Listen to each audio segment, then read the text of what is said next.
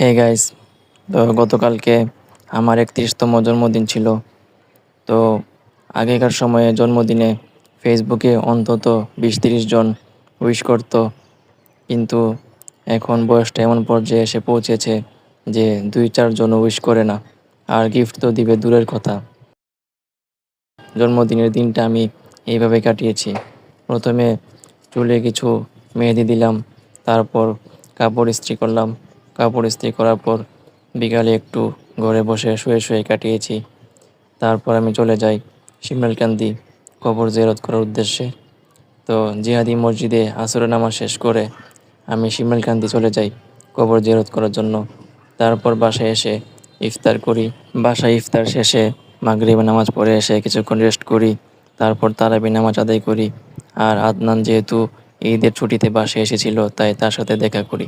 এই ছিল আমার জন্মদিনের দিনটা।